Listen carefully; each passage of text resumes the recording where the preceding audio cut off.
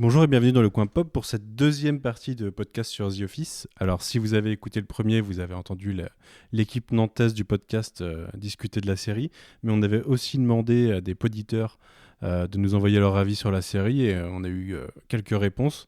Vous allez donc entendre dans l'ordre dans cette prochaine demi-heure Quentin, que vous avez déjà pas mal entendu dans After Watch Pen ou même sur Le Coin Pop, Juliette, que vous pouvez entendre dans Sounds Like Teen Spirit, un podcast sur les comédies adolescentes, Marvin, pour qui c'est le premier podcast, et enfin Guigui, qui est un habitué du coin, puisqu'on fait régulièrement des podcasts ensemble et qu'il en publie lui-même. Bonne écoute et à tout à l'heure.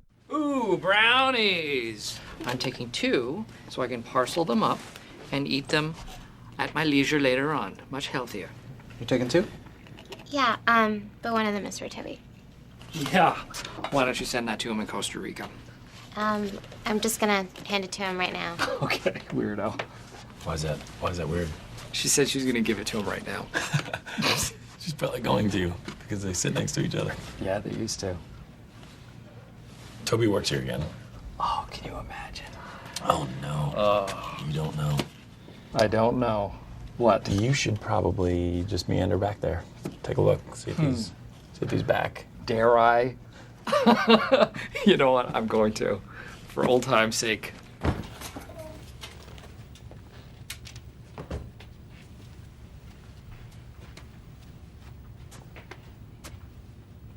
Great practical joke, Jim. Got me go to the annex.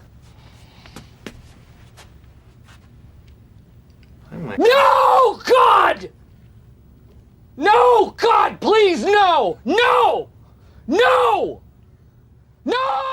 Salut, c'est Quentin. Vous m'avez peut-être déjà entendu sur Le Coin Pop pour parler de Watchmen, de Lost ou de Star Trek. Aujourd'hui, je suis vraiment content de pouvoir parler de The Office. C'est vraiment devenu, ces dernières années, une de mes séries préférées. Je suis un gros consommateur de séries télé, mais pourtant je consomme quasiment pas de séries comiques. Je suis assez difficile en termes de films ou séries comiques, mais j'aime vraiment l'humour cringe. Anchorman avec Steve Carell également, 1 et 2, ces deux films font vraiment partie de mes films préférés, je me les mate tout le temps, je les connais maintenant par cœur. Ça faisait très longtemps que j'avais envie de voir The Office, et donc dès que c'était dispo en France sur Amazon Prime Video, je me suis vraiment jeté dessus il y a 2 ans je crois, 3 ans, je sais plus. À l'époque c'était que en anglais, il y avait les sous-titres anglais mais pas français. C'est une série que je trouve vraiment incroyable, j'adore, et là je suis actuellement en plein dans mon deuxième visionnage complet de la série que j'avais commencé au début du confinement, j'ai presque terminé. C'est une série que je trouve assez inégale quand on y réfléchit dans son intégralité avec les 9 saisons, et selon moi le pic de la série c'est vraiment les saisons 4, 5 et 6, mais après ça se regarde vraiment de façon super fluide, j'aime vraiment beaucoup. Saison 4, 5, 6 et surtout 5 en fait, donc pour répondre à la question, ma saison préférée c'est la saison 5, parce que je trouve que la 1, 2, 3, ça met peut-être un peu de temps à vraiment se mettre en place, je trouve. Il y a vraiment un énorme gap en termes de qualité et de production entre la première et la deuxième. Ensuite, il y a pas mal de choses de la 3 que j'aime un petit peu moins, on va dire. Et je trouve que ça décolle vraiment avec la 4, avec par exemple un des meilleurs, si ce n'est le meilleur épisode de la série, selon moi l'épisode de Dinner Party. Mais par exemple, je suis pas archi fan de la relation Michael-Jane, et donc voilà, c'est la 4, c'est pas forcément ma préférée. Par contre, en saison 5, il y a vraiment tous les moments, les meilleurs moments de la série selon moi. Tout le passage avec Toby, l'épisode du surplus, l'épisode de Noël de la saison 5, le Noël marocain, c'est vraiment mon épisode de Noël de The Office préféré. Le duel Andy-Dwight aussi, du coup forcément ça doit être le deuxième meilleur selon moi épisode de The Office, l'épisode Stress Relief. Tout le passage avec Idris Elba que je trouve vraiment bien, surtout au second visionnage. Tout le passage à Michael Scott Paper Company que je trouve mortel, ça plus la relation Michael-Holly que j'aime vraiment beaucoup, la demande en fiançailles, et en plus voilà, cette saison qui se finit sur le fait qu'on apprend que Pam est enceinte. Je trouve que la 5 c'est la plus solide, selon moi c'est vraiment la meilleure. Après en saison 6 on passe sur quelque chose de parfois encore plus cringe dans l'humour, mais avec des épisodes un peu plus inégaux. J'aime beaucoup la 6 aussi. Après 7, 8, 9, on est en dessous, je trouve. Forcément, ça baisse un peu, même s'il y a quelques fulgurances sur la globalité, voilà.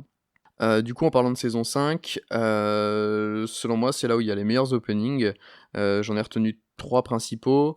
Le premier qui m'est venu en tête, c'était le Chili de Kevin sur l'épisode Casual Friday, donc l'épisode 26 de la saison 5. Je trouve cette intro vraiment super, j'adore le perso de Kevin.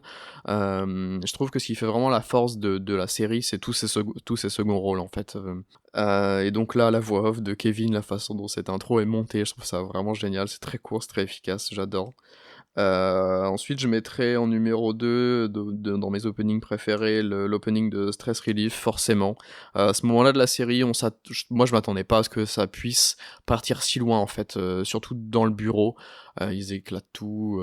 C'est Dwight le meneur de ce truc-là, et on en reparlera après par rapport à mon perso préféré, mais j'adore cette intro que je me repasse très souvent. Elle est dispo sur YouTube, et je sais pas, des fois j'ai un coup de mou ou quoi, et je me repasse ces trucs de 4 minutes là. J'adore ce passage. Et ensuite, le retour de Toby, forcément, ultra classique. Cette série, de toute façon, c'est une vraie source de mèmes. Et ce passage, je le trouve vraiment super. Là, c'est vraiment Michael Scott dans toute sa splendeur. Et la relation Toby-Michael, je le trouve vraiment, vraiment géniale. Donc voilà pour mes 3 openings préférés. Il y en a quelques-uns de sympas aussi sur la saison 6, comme le Silent Killer de Toby. C'est l'opening de l'épisode 25 de la saison 6. Le Recyclops de Dwight que j'adore aussi sur l'épisode 11 de la 6, ou l'intro parcours de, je crois que il me semble que j'ai pas noté, je crois que c'est le premier épisode de la saison 6 aussi. Et donc pour mon perso préféré, tout de suite j'ai pensé à Dwight. J'adore le perso de Dwight. Alors c'est un perso qui évolue pas trop sur les 9 saisons, voire quasiment pas. Il est vraiment toujours égal à lui-même.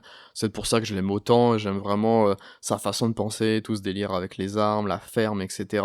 Je trouve que c'est un des acteurs, c'est peut-être même, à mon avis en tout cas, l'acteur qui fait peut-être le plus de boulot là-dedans. En tout cas, j'ai l'impression, même si il y a Steve Carell qui arrive juste après. Mais donc Dwight tout de suite en numéro 1, et suivi étrangement juste après de Andy. J'aime vraiment beaucoup le perso d'Andy, surtout là sur mon deuxième visionnage, parce qu'en fait je l'aimais vraiment pas quand il est arrivé. Je suis vraiment pas fan de l'acteur en plus, mais en fait on apprend à l'aimer. C'est le perso qui, je trouve, a peut-être la meilleure évolution en termes d'écriture de toute la série, et finalement c'est peut-être un des plus attachants selon moi, hein, vraiment, avec tout ce qui lui arrive par rapport à Angela, à Erin. Puis j'adore toutes ces conneries de chant, son groupe là, le passage avec son frère, l'épisode de la saison 7, Sweeney Todd là, avec la pièce de théâtre, je trouve vraiment mortel. Et donc Andy quasiment à égalité avec Dwight. Je vais tricher, en dire et en citer 2. Donc voilà ce qui est de mon avis général sur The Office, cette incroyable série. Merci beaucoup Manu. When I said that I wanted to have kids and you said that you wanted me to have a vasectomy, what did I do? And then, when you said that you might want to have kids and I wasn't so sure, who had the vasectomy reversed? And then when you said you definitely didn't want to have kids, who had it reversed back? Snip, snap, snip, snap, snip, snap. I did. Okay. You have no idea the physical toll the 3 vasectomies have on a person. This is our receptionist, Pam. Pam! Pam! Pam! Pam Beasley. Pam has been with us for forever. Right, Pam? Well, I don't know. If you think she's cute now, you should have seen her a couple of years ago. What? Je pense que j'ai découvert The Office au bon moment. Et je le savais pas à ce moment-là, mais le hasard parfois fait bien les choses. C'est-à-dire que, en dehors du fait que 2020 était une année plutôt compliquée pour tout le monde, parce qu'il y a éventuellement eu une épidémie mondiale, je sais pas si vous en avez entendu parler, personnellement, ça n'a pas été la bonne année. C'est-à-dire que on est parti sur du burn-out qui m'a paralysée, entre guillemets, pendant des mois. Et j'ai regardé The Office. Et je pense que cette série m'a aidée à un point tout à fait inimaginable. Alors, éventuellement, je vanterai les qualités de la série après pour montrer que je sais que j'ai quelques qualités d'analyse de temps à autre, mais je pense que c'est personnellement, finalement, que cette série m'a le plus touchée, et c'est peut-être ça le plus important, en fait, selon moi, chez elle. C'est-à-dire qu'avec The Office, j'ai trouver une famille. Très rapidement, les personnages, j'avais l'impression de les connaître, j'avais l'impression que c'était mes amis. Et ça faisait du bien et ça m'a créé un espèce de cocon de sécurité qui est, je pense, lié aussi à la manière dont est tournée la série, qui finalement ne sort presque pas du bureau. Elle sort un petit peu, mais elle sort presque pas de cet open space. Et finalement, l'open space devient notre chambre, l'open space devient notre salon, et on vit avec eux. Je me rappelle quand j'avais commencé la série, j'avais un peu peur au début de cet aspect. Je me suis dit, est-ce que je vais pas un peu m'ennuyer si on quitte pas ce tout petit espace? Et en fait, non. Finalement, on l'habite cet espace. On est avec eux. Et ils participent à créer quelque chose de très sécurisant et de très rassurant dans la série. Et il aide au fait qu'on pense qu'on est avec les personnages. Et je pense qu'il permet le succès et la force de cette série. Et donc finalement, voilà, j'ai trouvé un espèce d'espace rassurant, agréable, doudou. Et Pam.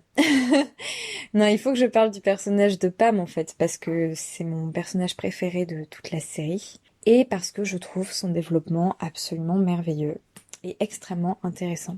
C'est-à-dire que Pam, quand la série commence, elle se laisse complètement marcher dessus, elle n'ose rien faire, elle est complètement passive dans sa vie. Et plus la série avance, plus elle va devenir active dans sa vie. Et jusqu'à devenir un personnage absolument merveilleux, qui a beaucoup de confiance en elle, avec des hauts et des bas évidemment, mais voilà. Et je me suis immédiatement identifiée à Pam en fait, car je lui ressemble sur énormément de points. Et voir ce personnage progresser, évoluer ainsi, ça m'a...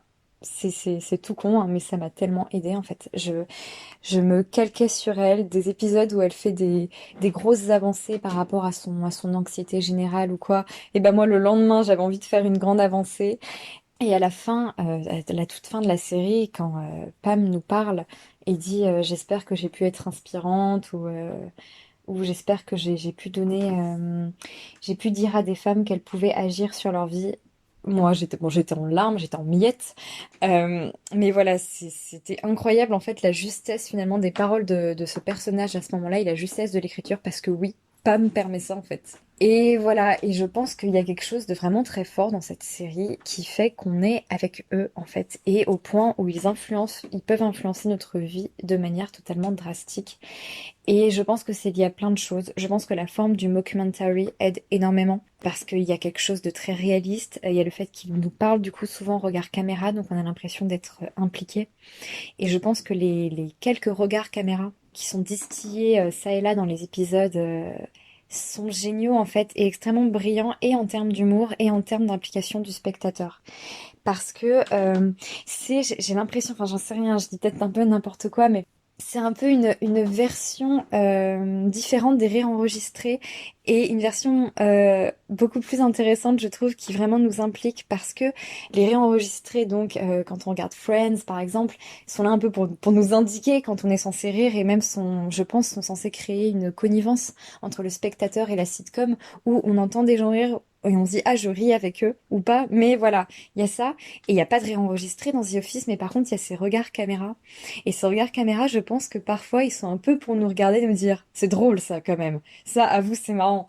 Et souvent c'est Jim d'ailleurs qui les fait parce que Jim ou Pam d'ailleurs, parce que c'est les deux qui sont les plus conscients de la bizarrerie de leurs collègues et c'est les plus normaux aussi, ils sont très normaux, donc je pense qu'on est beaucoup à s'identifier à Pam ou à Jim et notamment à leur histoire d'amour et du coup ils nous font souvent ces regards caméra et je trouve ça brillant parce que donc comme je disais je pense que c'est un peu du allez vas-y rigole avec nous, c'est rigolo en fait et on t'implique dedans, t'es avec nous, t'es notre complice, tu vas rigoler en fait et je trouve ça brillant. Il y a vraiment tout un travail de grande implication dans la série et de grande implication du spectateur qui fait qu'on a plus que toutes les autres sitcoms que j'ai regardées et maintenant à force j'en ai regardé pas mal, fait que, selon moi, elle marche mieux que toutes, en fait. C'est vraiment ma favorite. J'ai jamais autant pleuré, j'ai jamais autant ri, et j'ai jamais autant eu l'impression, en fait, d'être invitée avec ces personnages. Et et d'être avec eux. Et donc voilà, ça passe par plein de petits trucs. Donc la forme du mockumentary, les regards caméra, la normalité aussi des personnages, le fait que ce soit tous des losers d'une certaine façon, qu'ils aient plein de défauts. Michael Scott, parlons-en. On est tous un peu Michael Scott, je pense, c'est-à-dire ce personnage complètement malaisant et et qui est pétri de bonnes intentions, mais qui fait n'importe quoi. Je pense qu'on se reconnaît tous dans cette maladresse. On se reconnaît tous, on est beaucoup, je pense, de femmes à se reconnaître. Donc, comme je disais, je sais pas, et le fait qu'elle s'affirme, je pense que beaucoup se reconnaissent chez Jim, et c'est son côté un petit peu maladroit avec Pam surtout, leur histoire d'amour, mais pfiou, moi j'ai créé une obsession sur ce couple parce qu'il y a quelque chose d'extrêmement réaliste dans je te regarde, tu me fuis, je te suis, je machin, et en même temps il n'y a jamais de grand drame, il n'y a jamais de grand truc, il y a quelque chose vraiment dans la normalité dans cette série. Finalement, ok, les personnages sont très hauts en couleur, mais à part, on va dire peut-être Dwight ou Angela, qui eux quand même sont assez extrêmes, à part eux deux, ils sont tous si normaux en fait, et c'est assez fantastique. Ils sont pas trop beaux, ils sont pas trop riches. Par exemple, à nouveau, je vais comparer avec Friends. Friends, qui est une série, il faut savoir que pourtant j'adore, hein. Mais Friends, quand tu vois les trois femmes, Monica, Rachel, Phoebe, elles sont toutes les trois tellement belles, tellement machin que oui, on s'identifie un peu à leur trait de caractère très clairement, mais en même temps, il y a quand même une distance. Mais alors que des personnages comme Angela, comme Pam ou Phyllis, en ce qui concerne, parce que comme je suis une femme, c'est plutôt vers les femmes en général que je m'identifie. Et ben quand on les voit, elles trois, elles sont assez jolies, mais c'est pas Jennifer Aniston de Friends, quoi. Mais finalement, du coup, on s'identifie beaucoup. Il y a quelque chose de la normalité dans cette série qui est très forte.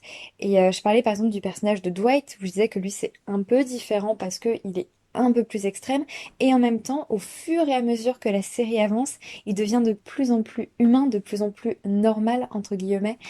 Et finalement, pareil, en fait, il devient une espèce de figure, en fait, de la normalité touchante, de la normalité qui nous parle en fait, être normal, ça peut être cool, et tu peux être normal, et on peut faire un film sur toi, en fait. T'as pas besoin d'être le plus beau, t'as pas besoin d'être le plus riche, et voilà. Et ce qui est génial, c'est que, du coup, la série s'en sert aussi pour avoir des vrais propos politiques, je trouve, et surtout sur le monde du travail. La série est extrêmement critique, mais elle est critique d'une façon si satirique, si acérée, c'est vraiment fantastique. Moi, une réplique qui m'a marquée, c'est dans la dernière saison où Stanley dit à propos de Andy qui veut réaliser son rêve, il dit que Andy appartient à la génération qui pense qu'elle peut tout faire, et après il dit qu'est-ce qu'il est advenu de la génération qui sait qu'elle ne réalisera aucun rêve et qui sait qu'elle va travailler toute sa vie jusqu'à mourir d'un arrêt cardiaque. Et cette réplique, elle est fantastique parce que déjà, elle est hilarante, voilà, disons les choses, mais en plus, elle montre vraiment tout le propos de la série, en fait, sur cette critique du monde du travail, de la passivité, mais aussi comment rendre le monde du travail plus sympathique, comment se trouver des amis, et finalement, la série, elle se conclut dans l'idée que le travail, c'est pas la vie. Et que la vie, c'est les amis, la vie, c'est les couples, la vie, c'est machin. Et certes, c'est entre collègues qui sont devenus amis, mais voilà, la série te montre que c'est pas ça et que c'est pas tout et que en fait le monde du travail c'est chiant et qu'il faut trouver un autre moyen, et voilà, et elle est très critique vis-à-vis de tout ça, et je trouve ça très beau et très fort, et je pense qu'à nouveau Dwight représente bien ça, c'est-à-dire qu'il est obsédé par le travail, c'est un bourreau de travail au début, il veut être le meilleur, il veut, voilà, et à la fin en fait il s'en branle, ce qu'il veut c'est être papa.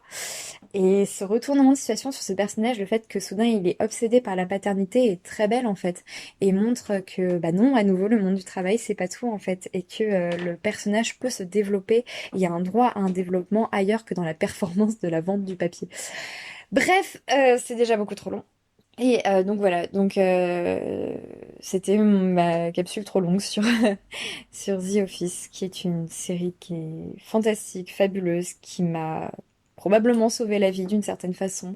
Et maintenant, je fais beaucoup mieux, et je pense réellement et sincèrement que The Office et Pam, surtout ma petite Pam, m'ont aidé à aller mieux, et ça va devenir une série doudou pour toujours, et je la re-regarderai avec plaisir, et même les dernières saisons que moi je trouve quand même bien, qui n'ont peut-être pas le brio des autres mais qui sont quand même bien, et voilà, vive The Office.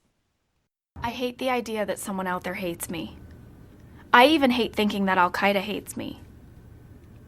I think if they got to know me, they wouldn't hate me. But Karen knows me and she still hates me, so... L'avis général sur la série est très positif. Je trouve que c'est une série vraiment drôle, bien fichue, avec une galerie de personnages assez variés, différents les uns des autres. Moi, c'est un peu particulier parce que j'ai maté toute la série en fait en une fois là en début d'année. Avant ça, j'avais vu simplement quelques épisodes par-ci par-là, mais voilà, je m'étais jamais vraiment intéressé. Donc j'ai pas vécu l'engouement et l'intérêt que les gens ont pu avoir depuis 2005 en suivant toute la série, mais je trouve que c'est une série qui a abordé des au-delà de son côté humoristique, qui a abordé des sujets, enfin des vrais sujets, des histoires de racisme et de harcèlement sexuel au bureau, le côté entreprise en difficulté à cause de la crise économique, tout ce qui est en rapport avec le papier, voilà, ça aurait pu se passer, je sais pas, dans une rédaction ou un journal, ça aurait pu être un petit peu la même idée. Donc voilà, sous le côté humoristique ultra présent, ça parlait ça abordait des vrais sujets par moment et voilà. Sinon, c'est une série vraiment qui est très, à mon sens, très drôle. Ça commence à s'essouffler, je trouve, à partir du départ de Steve Carell, qui était vraiment le moteur comique de la série. Alors après, ça n'a pas été pénible de continuer la série après son départ, mais c'est vrai que on est dans des situations un petit peu plus vues, c'est un petit peu moins original, et puis les nouveaux personnages qui sont amenés sont pas forcément aussi intéressants ou aussi bien écrits, mais bon, c'est pas non plus désagréable, mais c'est un petit peu moins bien, mais j'ai quand même je me suis quand même bien amusé à la regarder de bout en bout. Voilà. Niveau personnage préféré, je crois que je vais en retenir 5. 4 personnages vraiment attachants et un dernier pour le gimmick.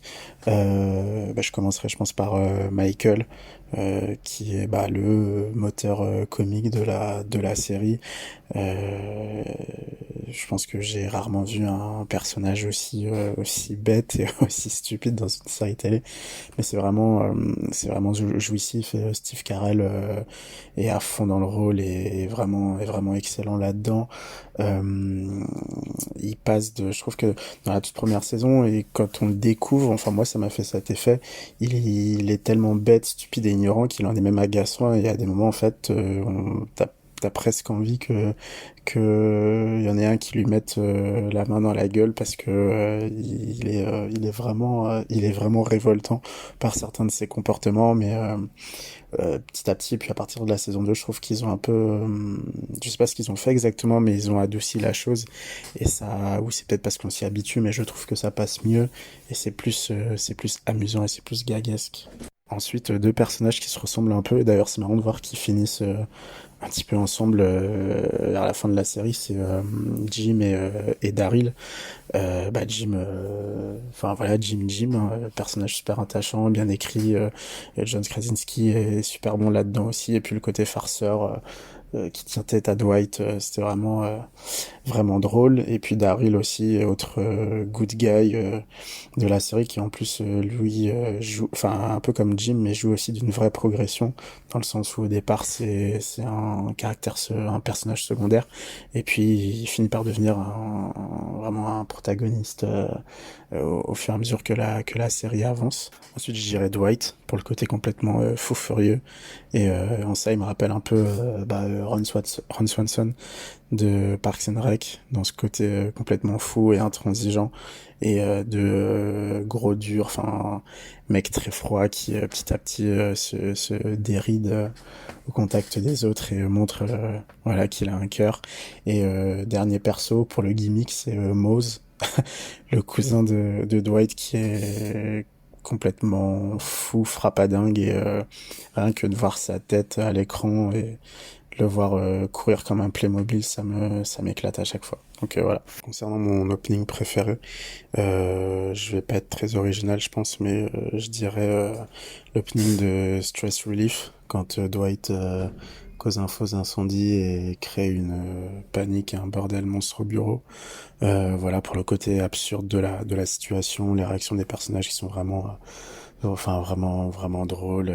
Je pense que c'est vraiment une des scènes cultes de la série, et puis une des scènes les plus drôles des séries comiques américaines. Si je devais désigner deux mentions honorables, je dirais l'opening de l'épisode où Michael se brûle le pied en fait sur son grill et appelle en panique au bureau pour que quelqu'un vienne le chercher, et personne veut se dévouer. Et c'est Dwight qui s'y colle et qui dans la précipitation se prend un poteau avec sa bagnole, et puis et je crois vomit sur son pare-brise ou sur sa caisse, quelque chose comme ça. Et puis l'opening où Jim a été muté à Stamford et envoie des fax à Dwight en se faisant passer pour Dwight du futur et en lui faisant croire que le café du jour est empoisonné et qu'il faut pas le boire. Ça aussi, ça m'avait fait vraiment rire. Je sais pas si je suis capable de retenir une saison en particulier, mais je dirais plutôt les premières saisons, en fait, 2, 3 et 4, qui à mon sens représentent vraiment l'esprit de la série et le meilleur de la série. C'est-à-dire qu'après une première saison un peu de présentation entre guillemets, on continue à découvrir les personnages et leurs traits de caractère et ce qui font qu'ils sont eux, quoi. Et il y a vraiment une variété, une créativité dans les différentes situations comiques. Les relations entre les personnages s'étoffent. Et puis on continue entre guillemets l'intrigue de savoir si leur branche va être supprimée. Il y a toute la partie avec les nouveaux personnages aussi qu'on découvre, ceux de Stamford, et voilà, je trouve que tout fonctionne bien en fait, et rien n'apparaît comme forcé, et les personnages sont un peu tous à 100%, et ça crée un truc vraiment vraiment drôle, quoi. Ah, my hand, that's hot! This one's hot too! Okay, we're trapped, everyone for himself! Okay, let's go! Let's go! Get out of my way! Okay. Calm, please. Get out of the way! Have you ever seen a burn victim? Okay, procedure. Exit options. Where do we go, folks? Use a what to cover the mouth? A what? A rag, a damp rag, perhaps. Let's remember those procedures. What are the options? Okay, that's the wrong way. We've already tried that. Remember your exit points. Exit points, people. What's next? Oscar! Huh? Stay alive, I'm getting help! Pull me up! You're too heavy! I only weigh 82 pounds! Save Bandit! Salut à tous, c'est Guigui le Gentil. Alors merci Manu pour ce podcast sur The Office, c'est vraiment une excellente idée. Alors du coup, je vais en profiter pour donner rapidement mon avis sur la série, que j'ai adoré et que comme beaucoup, j'ai découvert pendant le confinement. Enfin, quand je dis que j'ai découvert, c'est pas exactement vrai, puisque j'avais déjà vu quelques épisodes de la version américaine ici et là sur Canal+, il y a quelques années, quand de temps en temps, on a Canal+ gratuit qui est offert sur les box. Mais en réalité, je connaissais déjà la série parce que je suis un grand fan de la série d'origine, la série anglaise, la version de Ricky Gervais. Et j'avais aussi vu la version française, malheureusement, avec François Berléand, qui avait été produite et diffusée sur Canal+. En effet, cette version française était plutôt catastrophique parce que faut dire ce qui est, hein. François Berléand, il n'a pas la finesse de Ricky Gervais ni le charme de Steve Carell. Donc c'est plutôt récemment que j'ai concrètement découvert la série. Cette série est vraiment géniale, elle est vraiment ultra drôle, c'est vraiment une des plus drôles des années 2000. J'adore les personnages, j'adore les situations, donc voilà, c'est vraiment une excellente série que je conseille à tout le monde et qui, en période de confinement, si l'ambiance du boulot, ça vous manque, c'est quand même pas mal de s'y retrouver là-dedans. Surtout que pour ma part, de mon histoire personnelle, j'ai des similitudes dans ma vie personnelle qui me rapprochent de certains personnages de The Office, notamment Jim et Pam, puisque ma femme et moi, on a travaillé ensemble et on a suivi un cheminement un peu similaire. Et bien sûr, comme beaucoup, ça peut arriver d'avoir des patrons un peu relous, avec un humour des fois un peu douteux. Enfin, on a tous des anecdotes de ce style, donc forcément la série, elle parle à tout le monde et elle est plutôt universelle de ce point de vue-là. Mon ou mes personnages préférés, c'est dur à dire parce qu'en fait, je les adore tous. J'adore bien sûr Michael, j'adore Jim et Pam, mais c'est vrai que j'ai une préférence pour Dwight qui me fait ultra rire, qui est quand même un personnage qui est assez improbable quand on y réfléchit parce que bon, le gars il est geek, en même temps c'est un peu redneck, fermier, homme d'affaires finalement parce qu'il fait énormément de choses et on se demande mais comment peut-il avoir le temps de faire tout ce qu'il fait, c'est-à-dire essayer d'être agent de sécurité, travailler dans sa ferme, travailler au bureau. Enfin, comment fait-il tout ça? Et puis en plus de regarder toutes les séries qu'il regarde, c'est vraiment un personnage qui est très étrange, à la fois geek et à la fois qui fait un petit peu peur. Donc, mais bon, c'est vraiment un personnage qui génère énormément de situations qui sont très drôles. Et d'ailleurs, par rapport à la version anglaise, c'est un personnage qui a beaucoup évolué parce que dans la version anglaise, bien sûr, c'était un antagoniste du personnage qui était joué par Martin Freeman. Et ici, bon, ils ont réussi à le faire évoluer en quelque chose de... il y a toujours cette histoire d'antagonisme, mais voilà, ils ont su lui donner une personnalité propre qui l'éloigne complètement du personnage d'origine et c'est plutôt bien heureux parce que bon, dans la version anglaise, le personnage là, c'était vraiment un personnage qui était pas si intéressant que ça, en tout cas pas autant.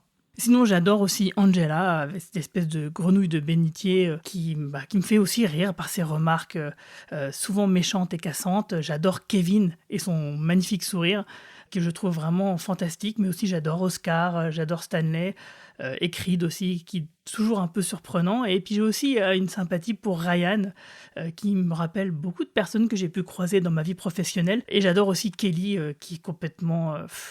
il n'y a pas de mots, quoi. Tous les acteurs qui incarnent ces personnages sont absolument géniaux. Franchement, il n'y a pas de fausses notes. C'est un casting qui est plutôt solide.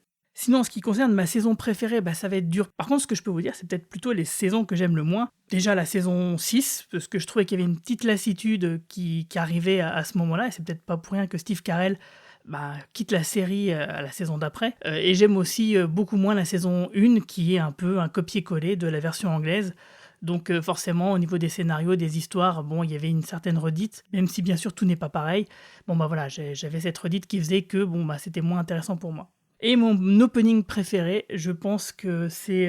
il y en a beaucoup qui sont très drôles, qui m'ont fait vraiment rire, mais je pense que le mieux, c'est quand même l'espèce d'exercice incendie initié par Dwight, où il fait croire à tout le monde qu'il y a le feu dans le bâtiment et que ça part complètement en couille. Tout le monde court partout, essaye de péter des vitres, de se sauver dans tous les sens, n'importe comment.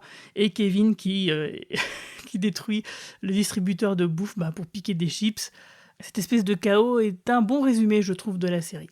Sur ce, merci beaucoup les gars, et puis je vous dis à très bientôt. I declare bankruptcy! Voilà, c'est fini pour The Office en tout cas et pour le moment. Merci à tous ceux qui nous ont envoyé une capsule, merci à tous ceux qui ont écouté le podcast. On se retrouve la semaine prochaine pour un premier podcast de Tales of the Sewer, une nouvelle série de podcasts, un nouveau spin-off consacré à l'univers des Tortues Ninja. Et en attendant, passez un bon été. À bientôt. Salut. Hey everybody, it's closing time. You don't gotta go home, but you can't stay here.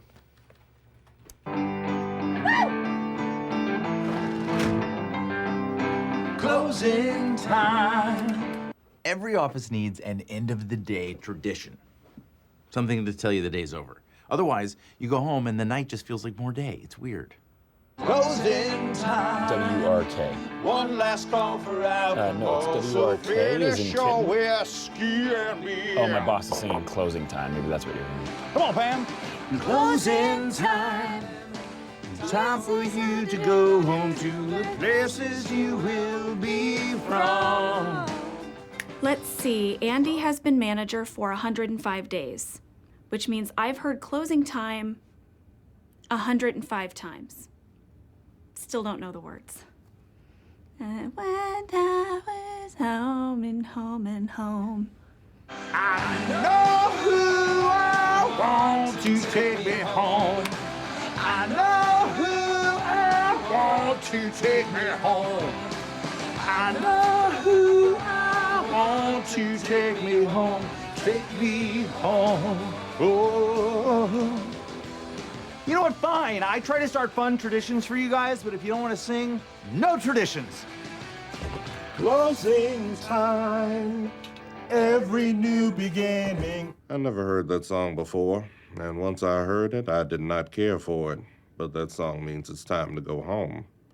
Now, it's my favorite song. Every new beginning comes from some other beginning's end. Good night.